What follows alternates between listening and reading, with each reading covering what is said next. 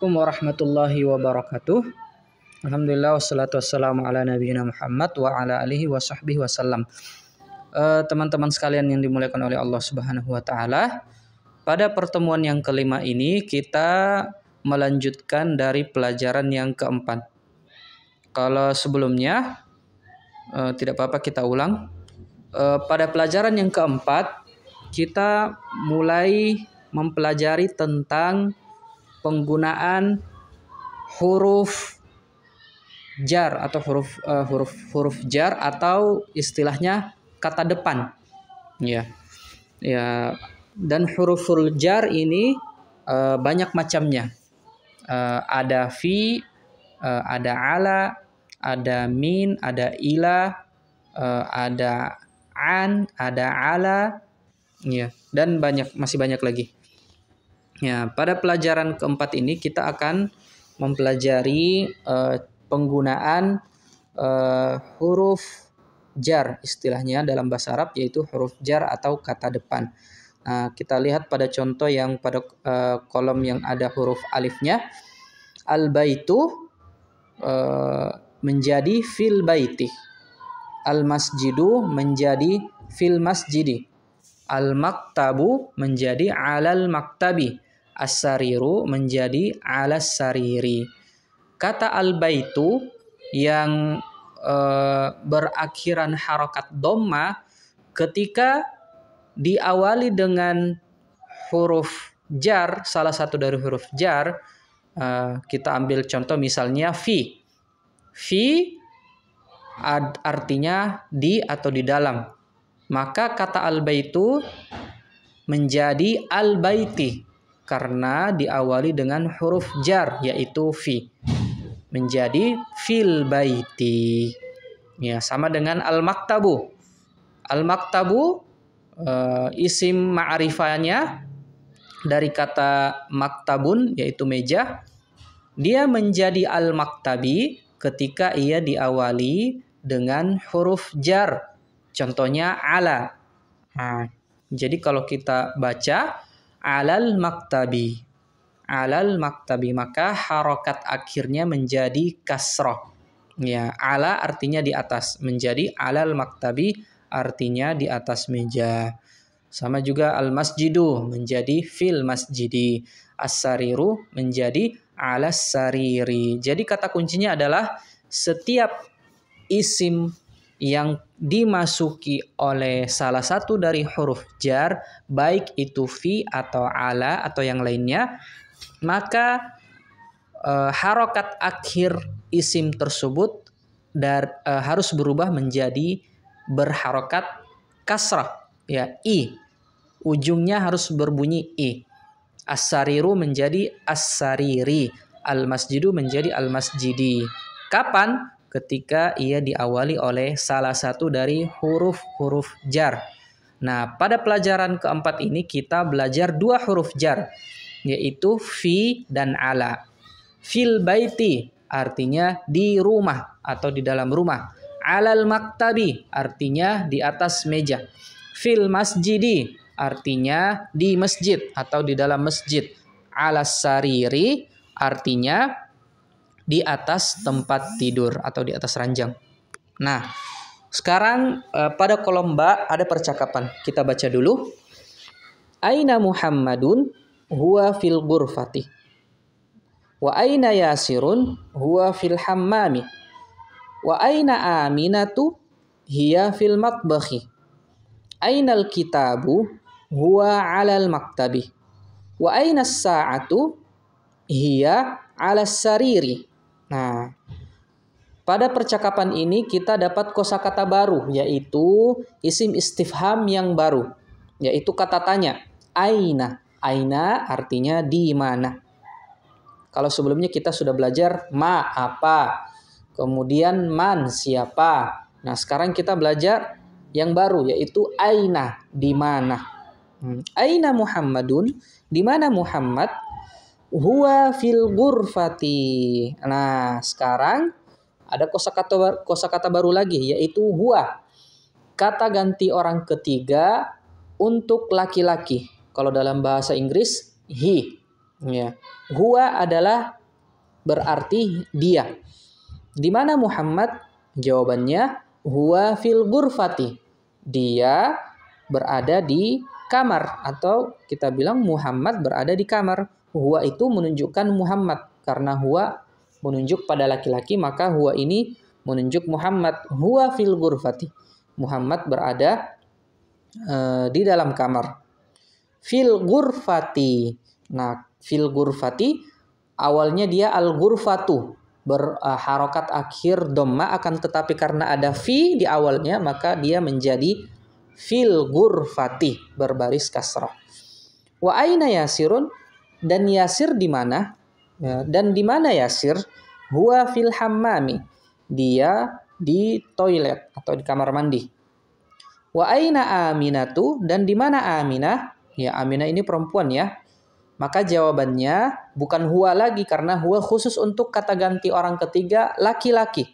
Karena ini perempuan, maka kita pakai kata ganti orang ketiga khusus perempuan, yaitu hiya. Ya, jadi kita belajar huwa dan hiya. Wa aina Aminah, di mana Aminah? Dan di mana Aminah? Hiya fil matbakhi, dia ada di dapur. Al matbakhi ini artinya dapur. Ainal kitabu, di mana buku? Huwa alal maktabi. Nah, ini pelajaran baru lagi untuk kita. Kata dia di dalam bahasa Arab itu bisa dipakai untuk menunjukkan benda yang bersifat laki-laki. Huwa, ya. Huwa sebagaimana ia digunakan untuk kata ganti orang ketiga untuk laki-laki, maka dalam bahasa Arab juga huwa bisa dipakai atau digunakan untuk menunjuk atau menjadikan kata ganti benda yang bersifat laki-laki yang ketiga. Ya, kalau dalam bahasa Inggris it, tapi kalau dalam bahasa Arab huwa, bisa dipakai huwa. Huwa alal maktabi, di mana buku? Dia di atas meja. Ya. Wa aina as-sa'atu? Hiya 'ala sariri. As-sa'atu adalah jam, artinya jam ya. Karena dia ada tamarbuta, maka jam ini bersifat perempuan, makanya kata gantinya adalah hiya. Hiya 'ala sariri. Di mana jam? Dia berada di atas tempat tidur atau di atas ranjang. Nah, ini soal-soalnya kemarin ya, soal-soal. Kita jawab dulu. Ajib anil as'ilati al-atiyah. Jawablah pertanyaan berikut ini. Yang pertama, ainal kitabu? Di mana buku? Kita jawab huwa, misalnya karena misalnya contoh dia di atas meja, maka kita jawab huwa alal maktabi. Dia berada di atas meja. Atau kita juga bisa langsung menyebutkan bukunya. Al-kitabu alal maktabi. Bukunya di atas meja. Kemudian yang kedua, aina Muhammadun? Di mana Muhammad? Kata ganti orang ketiga untuk laki-laki adalah huwa. Maka kita jawab huwa, misalnya dia berada di kamar. Huwa fil ghurfati. Huwa fil ghurfati. Atau Muhammad fil ghurfah. Bisa juga. Kemudian yang ketiga, aina as-sa'atu? Di mana jam? Karena as-sa'atu ini adalah muannats, maka kata gantinya adalah hiya.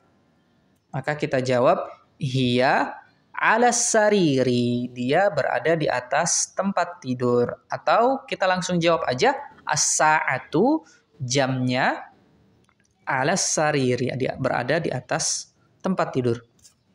Kemudian yang keempat, aina Yasirun? Di mana Yasir? Karena Yasir adalah laki-laki, maka kita pakai kata ganti huwa.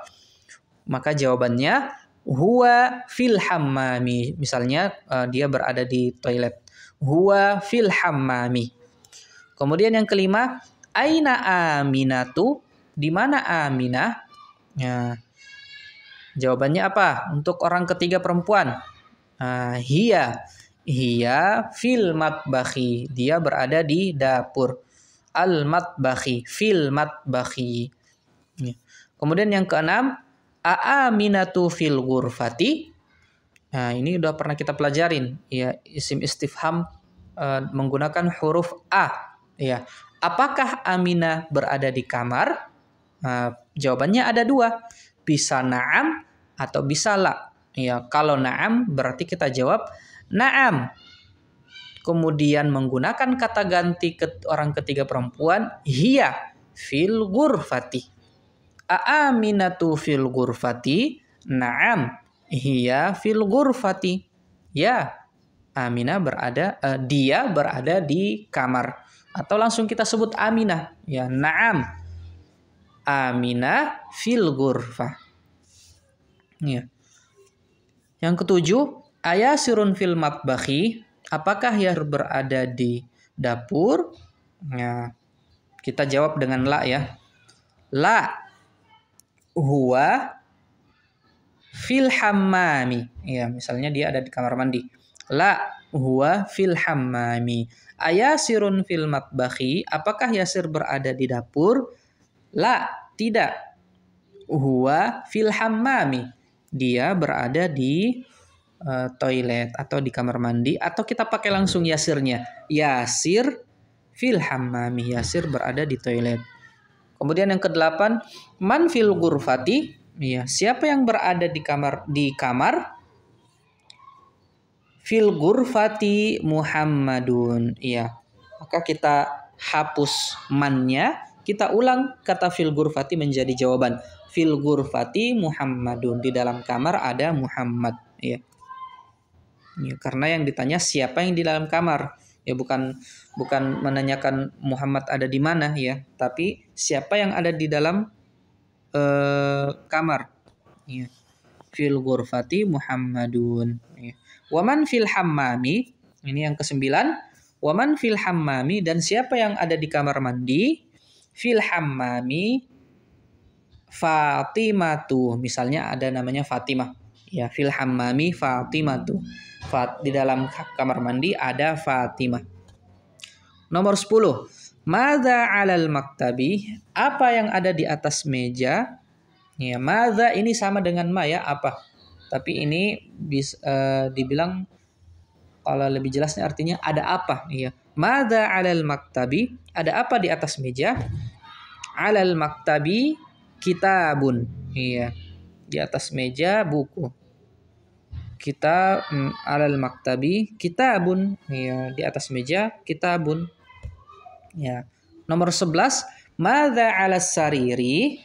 Ya, apa yang berada di atas tempat tidur? 'Alas sariri qalamun. Ya, di atas tempat tidur atau di atas ranjang pulpen. Nah, begitu ya cara menjawabnya. Kemudian latihan kedua, iqra waktub ma'a dhabti awakhiril kalimat. Nah, ini lagi-lagi kita disuruh baca sambil memberikan harokat pada akhir setiap kata. Al-madrasatu isim ma'rifah, ketika dimasuki alif lam maka dia menjadi dhamma saja, tidak ada lagi tanwinnya. Al-madrasatu. Kemudian fil madrasati huruf akhirnya kasrah karena ada fi. Fil madrasati. Fil baiti. Kemudian al baitu, al ghurfatu, al hammamu, fil matbakhi, al maktabu, alal maktabi, alal kursiyyi, as-sariru, alal kitabi, fil masjidi. Gitu ya. Jadi itu cara membaca isim yang diawali dengan fi atau ala, semuanya berbaris kasrah. Kemudian latihan selanjutnya, iqra waktub, baca dan tulislah. Nomor pertama, at-talibu fil jami'ati, artinya pelajar berada di universitas. Yang kedua, ar-rajulu fil masjidi, pria berada di masjid. Yang nomor 3, ainat tajiru huwa fid dukkani, Di mana pedagang? Huwa fid dukani. Dia berada di toko atau di warung. Nomor 4, al-qalamu 'alal maktabi. Pulpen berada di atas meja. Nomor 5, aina Zainabu? Di mana Zainab? Hiya fil ghurfati. Dia berada di kamar. Ainal waraqu? Di mana kertas? Huwa 'alal maktabi. Dia berada di atas meja. Ainal mudarrisu? Di mana guru laki-laki? Huwa fil fasli. Dia berada di kelas. Nah, nomor 8. Aina Yasiru? Di mana Yasir? Huwa fil mirhadi.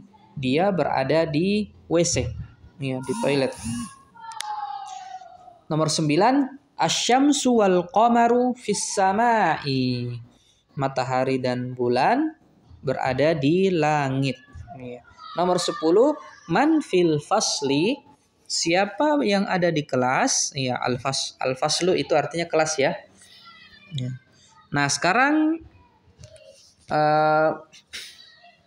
latihan selanjutnya ini adalah membedakan cara membaca nama-nama laki-laki dan nama perempuan. Nah, ini coba kita baca dulu ya. Muhammadun. Iya, ini laki-laki, nama laki-laki ya. Khalidun, Hamidun, Yasirun, Ammarun, Sa'idun, Aliyun, Abbasun. Nah, semua nama laki-laki ini berharokat dhammatain. Ya, umumnya semua berharokat dhammatain. Nah, nama perempuan itu ya tidak berharokat dhammatain. Ya, karena dalam istilah bahasa Arab ini nama-nama perempuan ini adalah termasuk isim ghairu munsharif. Isim ghairu munsharif itu artinya isim atau nama atau kata benda atau kata yang tidak berkaitan dengan, yang bukan kata kerja, yang tidak menerima tanwin, tidak menerima tanwin. Jadi dia bukan an, bukan in, bukan un. Dan dia biasanya hanya bisa berharokat dhamma atau fathah. Jadi itu ghairu munsharif. Dia hanya bisa diberi harokat u atau a. Ya, contohnya Aisyatu. Biasanya dalam hadis ketika ada an itu kan huruf jar, salah satu huruf jar. Nah, sebagaimana kita tahu bahwa kalau ada isim diawali dengan huruf jar, maka isim tersebut harus berbaris kasrah. Nah, tapi karena dia adalah isim ghairu munsharif, contohnya Aisyatu, nama perempuan Aisyah, dia nggak boleh berbaris kasrah meskipun ada huruf jar karena dia nama perempuan yang jenisnya ghairu munsharif. Nah, ini sebenarnya pelajaran untuk pertengahan, tapi kita nggak apa-apa bahas. Iya. An Aisyata, makanya di hadis itu an Aisyata dibaca ta, bukan ti, karena dia ghairu munsharif dan dia cuman bisa kemasukan huruf baris fathah atau dhammah. Nah, kita baca nama-nama perempuannya. Aminatu, ya, Zainabu. Bukan Aminatun atau Zainabun, tapi Aminatu, Zainabu, Fatimatu, Maryamu, Aisyatu, Khadijatu, Sofiyatu, Ruqayyatu. Nah, ini sekedar pengetahuan. Meskipun sebenarnya ciri-ciri dari isim ghairu munsharif itu masih banyak, ya, ada tanda-tandanya. Cuman itu agak susah kalau kita jelaskan semuanya, nanti jadi tambah pusing. Tapi cukup kita tahu bahwa nama perempuan ini semua dari Aminah sampai Ruqayyah itu di akhir katanya tidak boleh dibaca tanwin, un, an atau in. Nah, sekarang kita lanjut. Iqra waktub ma'adhabti awakhiril kalimat. Lagi-lagi kita disuruh membaca kemudian memastikan harokat akhirnya. Hamidun, ya, sama kayak di atas ya. Zainabu, karena dia perempuan. Aminatu, nama perempuan. Ammarun, nama laki-laki. Sa'idun, nama laki-laki. Fatimatu, Maryamu, Aliyun, Khalidun, Abbasun, Aisyatu, Muhammadun, Sofiyatu, Khadijatu. Nah, sekarang kita masuk pada percakapan ba. Kita baca dulu ya. Al-baitu minal baiti, al-masjidu ilal masjidi. Sekarang kita tambah 2 kosakata baru dari jenis huruf jar. Ya, kalau tadi kita belajar tentang huruf fi dengan huruf ala. Ya, fi artinya di dalam atau di, ala artinya di atas. Nah, sekarang kita masuk materi baru tentang huruf jar, yaitu penggunaan min dan ila. Min itu artinya dari, ila itu artinya ke. Berarti di sini minal baiti artinya dari rumah. Kalau ilal masjidi artinya ke masjid. Ya. Min artinya dari, ila artinya ke. Barakallahu fiik. Sekarang kita lanjut. Kita baca dulu percakapannya. Ini percakapan antara guru laki-laki dengan muridnya bernama Muhammad. Al-mudarrisu dan Muhammadun. Al-mudarrisu, min aina anta? Ana minal Yabani. Ini percakapan antara guru laki-laki dengan Muhammad. Kemudian al-mudarrisnya lagi bertanya, wa min aina Ammarun? Muhammadnya menjawab, huwa minas Sini. Kemudian ustadznya atau mudarrisnya bertanya lagi, wa min aina Hamidun? Huwa minal Hindi. Aina Abbasun? Kharaja. Aina dhahaba? Dhahaba ilal mudiri. Wa aina dhahaba Aliyun? Dhahaba ilal mirhadi. Kita ulang lagi ya. Min aina anta? Ini artinya dari mana kamu? Anta adalah kata ganti orang kedua, yaitu orang yang kita ajak ngomong untuk laki-laki. Anta sama dengan you dalam bahasa Inggris. Min aina anta? Dari mana kamu? Ana minal Yabani. Ya, ana adalah kata ganti orang pertama yang ngomong, yaitu I atau I am dalam bahasa Inggris. Ana minal Yabani. Saya dari Jepang. Berarti min aina, dari mana kamu? Di sini artinya asal kamu dari mana? Ya, bukan dari mana menanyakan dia dari baru datang karena tadi pergi. Ya, bukan ya. Karena dari mana itu bisa menanyakan dari mana atau asalmu dari mana. Nah, jawabannya ana minal Yabani. Saya berasal dari Jepang. Wa min aina Ammarun? Kalau Ammar asalnya dari mana? Ya, jawabannya huwa minas Sini. Dia berasal dari Cina. As-Sini artinya Cina. Tadi al-Yabani, al-Yabanu artinya Jepang. Wa min aina Hamidun?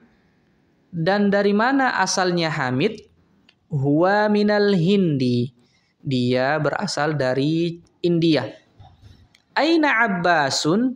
Nah, ini baru dia bertanya, artinya di mana Abbas? Ya, Abbas di mana? Ya, kok nggak ada? Ya, berarti Abbas di situ tidak ada. Karena dia bertanya, di mana Abbas? Muhammad menjawab, kharaja. Dia tadi keluar, dia telah keluar. Kharaja ini adalah kata kerja lampau. Dalam bahasa Arabnya fi'il madi. Kharaja. Dia telah keluar. Kemudian mudarrisnya bertanya lagi, aina dhahaba? Di mana ia telah pergi? Ya, dia pergi kemana? Ya, karena perginya udah dari tadi, makanya dia menggunakan kata dhahaba. Dhahaba ini adalah artinya pergi, bentuk katanya bentuk kata kerja lampau. Kemudian Muhammad menjawab, "Dzahaba ilal mudiri." Abbas tadi pergi ke rektor atau kepala sekolah. Al-mudir itu bisa ketua, bisa rektor, bisa kepala sekolah. Wa aina dzahaba Aliyun? Kalau Ali, dia pergi kemana? Iya. Sama dzahaba ini pakai kata ini ya, kata kerja lampau, artinya pergi. Kemudian Muhammad menjawab, dzahaba ilal mirhadi. Ali tadi pergi ke toilet atau ke kamar mandi. Ya. Sekarang latihan. Ajib anil as'ilati al-atiyah. Yang pertama, min aina anta? Jawab. Silahkan dijawab sendiri nanti. Ya, dari mana kamu? Ya. Nomor 2, a anta minal Filippini? Apakah kamu dari Filipina? Itu silahkan dijawab. Apakah Anda orang Filipina atau bukan? Kalau iya maka jawabannya na'am. Kalau tidak jawabannya la. Kemudian jelaskan kamu orang apa. Kemudian yang ketiga, man minas sini? Siapa yang dari Cina? Silahkan dijawab. Yang keempat, min aina Hamidun? Ya, dari mana asalnya Hamid? Ya, silahkan dijawab sesuai dengan asal Hamid. Ya, terserah kita mau jawab asal dari mana ya. Aina dzahaba Abbasun? Ya, Abbas telah pergi kemana perginya Abbas? Ya. Adzahaba Aliyun ilal mudiri? Nah, ini pakai kata tanya a, memastikan. Ya, memastikan.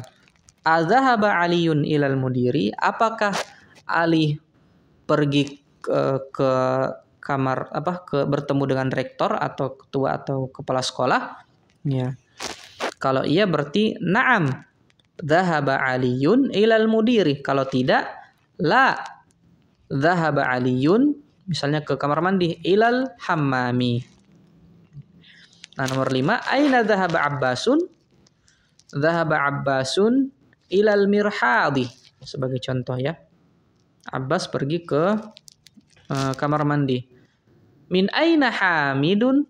Hamidun minal Hindi. Sebagai contoh misalnya dia berasal dari India, maka kita jawab Hamidun minal Hindi. Hamid berasal dari India. Man minas ini? Siapa yang berasal dari Cina? Kita jawab Muhammad misalnya ya. Muhammadun minas sini. Muhammad berasal dari Cina. Nomor 2. A anta minal Filippini? Apakah kamu berasal dari Filipina? Ya, kalau na'am jawab na'am ana minal Filippini. Ya, saya dari Filipina. Kalau tidak, maka jawab la. Misalnya Indonesia, kita jawab la. Ana min Indonesia. Ya. Kemudian yang pertama, min aina anta? Dari mana asal kamu? Ya, di sini pertanyaan asal ya, sesuai dengan percakapan di atas. Min aina anta? Dari mana asal kamu? Jawabnya ana min Indonesia. Saya berasal dari negara Indonesia. Ya, begitu ya.